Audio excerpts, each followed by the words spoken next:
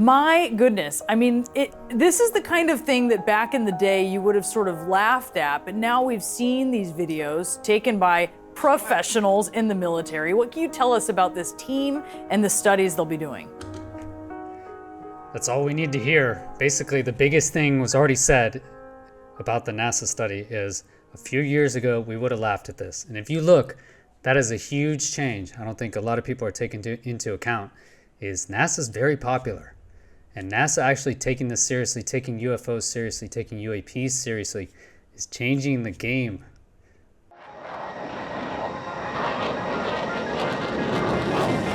Chris Lato, welcome to Lato Files. So this NASA study really joins, Congress, which has been investigating it, the Pentagon, which has been looking into all of these incidents, the Office of the Director of National Intelligence, now NASA.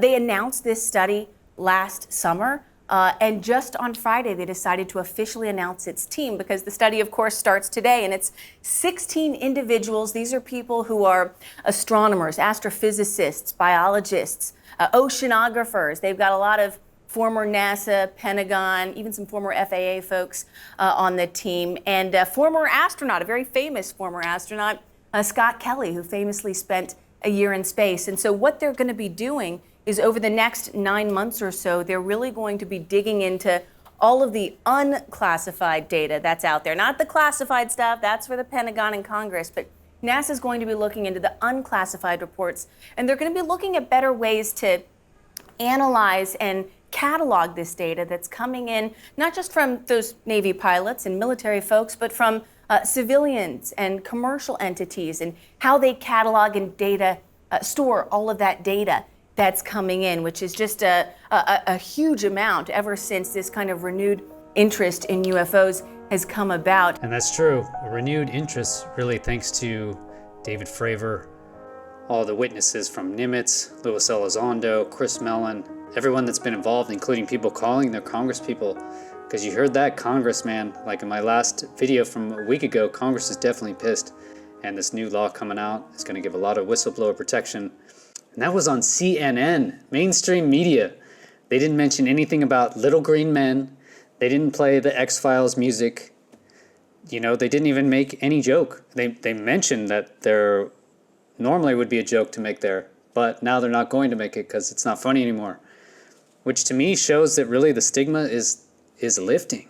The stigma really is lifting.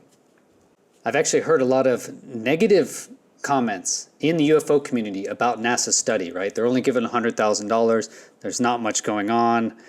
These people are very busy. How are they going to be able to dedicate that amount of time? Plus, it's only unclassified, right? They're not going to look at what about all the space stuff? Space stuff's always classified, so this is only looking in the unclassified regime.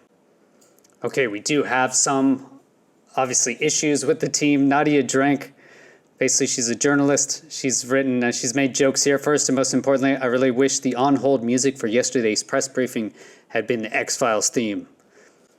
Okay, this just isn't funny anymore. Like, if you've been in the UFO community, it's not funny. So these are basically her tweets here. She says, at the bottom here, you can read this one. I don't buy for a second that anyone involved reasonably expects to find evidence of extraterrestrial technology here. To me, that didn't sound like the goal of the endeavor, which seems more geared toward objective analysis and patching observational holes.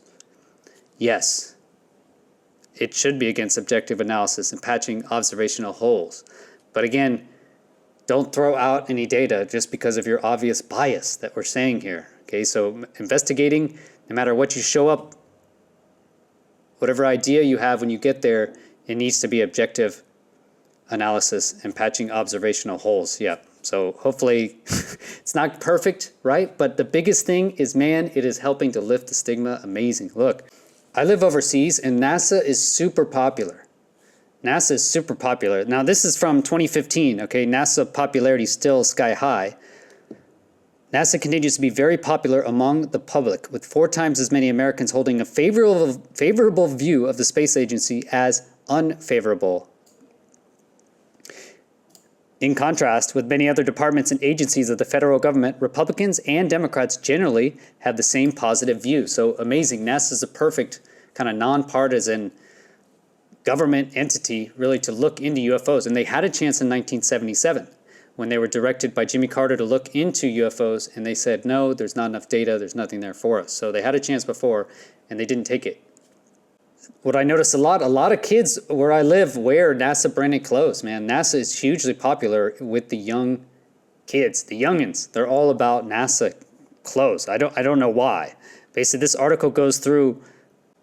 So this is Chris Evans wearing a NASA hat with the worm logo.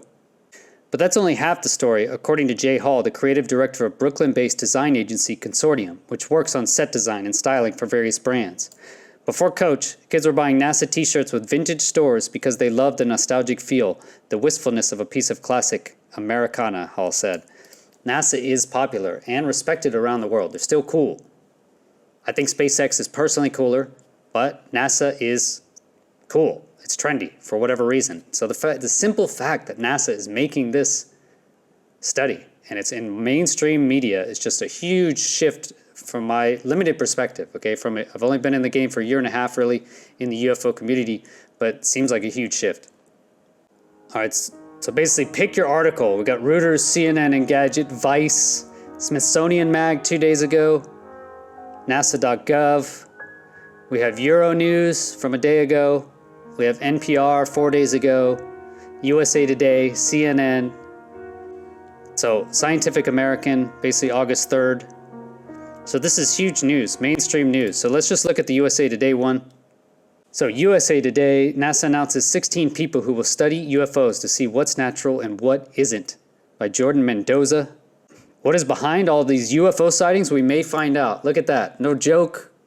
Nothing about the X-Files mentioned. No little green men, etc. NASA announced the 16 people who spend the next 9 months studying unidentified aerial phenomena, also known as UFOs. I wonder, will they just be spending all their time? Using unclassified data, the team will lay the groundwork for future study of UFOs by examining how the data is gathered by the public. Okay, it's going to be poorly. Local government and other sources. Terrible. You can look at NARCAP. There you go. FA hides it under the rug. Try and get some info out of the GOV. The goal is to have a roadmap for NASA's data analysis on the flying objects and determine what events are natural and not. So the goal is to make a plan to do stuff. Exploring the unknown in space and the atmosphere is at the heart of who we are at NASA, Thomas Buchan, Associate Administrator of the Science Mission Directorate at NASA, said in a statement. Understanding the data we have surrounding unidentified aerial phenomena is critical to helping us draw scientific conclusions about what is happening in our skies. Data is the language of scientists and makes the unexplainable explainable. There he is, everyone, Scott Bray, at the hearing. The announcement of the study participants comes amid a renewed interest in UFOs. In June 2021, the Office of the U.S. Director of National Intelligence released a highly anticipated report examining unidentified aerial phenomena, but no firm conclusions could be drawn on more than 140 instances. We have no idea what those things are. If only we knew. Still, federal officials continue to monitor UAPs because they are viewed as a potential national security threat, no other reason. According to Representative Andre Carson, the Department of Defense created the Airborne Object Identification and Management Synchronization in November 2021, the AIMSOG, or however you say it, to track and analyze UFOs. And in May, Congress held its first public hearing on UFOs in more than 50 years. You can watch that in my reaction on my videos. While UFOs are commonly associated with aliens, NASA doesn't think the phenomena are extraterrestrial in origin, but the agency says observations make it difficult to draw scientific conclusions, so they don't think that. During that hearing, they released one video. It was an iPhone video of the pilot. I have a video on that. Who will study UFOs for NASA? This is Scott Kelly. Oh, look at him. He looks fantastic. The patch is so cool. Man, they have just amazing, marketing. Good job, NASA. The research group picked by NASA includes astronomers, scientists, aviation officials, as well as a former astronaut, oceanographer, and reporter. So even in the UFO circles, I've seen that people are impressed with who's on the team. Okay, David Spergel. I researched a little bit into Simon's Foundation. David Spergel runs Simon's Foundation, basically a $5 billion investment firm into computational astrophysics. Interesting man, that guy, Simons. Other thoughts I had here was, this was interesting. Reggie Brothers, operating partner at AE Industrial Partners, former Undersecretary for Science and Technology at Department of Homeland Security. That was interesting to me. Nadia Drake, already mentioned her, freelance science journalist, contributing writer at National Geographic. Senior scientist David Grinspoon at the Planetary Science Institute. Scott Kelly mentioned there. So he's a NASA astronaut, former test pilot, fighter pilot, and retired U.S. Navy 06 Navy captain. Interesting. We also have Mike Gold, Executive Vice President of Civil Space and External Affairs at aerospace manufacturer Redwire. So that's kind of weird why he would be in there. I was very happy to see this. Was basically Warren Randolph, Deputy Executive Director of the Federal Aviation Administration's Accident Investigation and Prevention for Aviation Safety Department. So that's very interesting. These guys, if he has the correct training and backgrounds, then he would be an investigator. He would actually know how to run an investigation up to a level that's required to prove something. That's pretty interesting.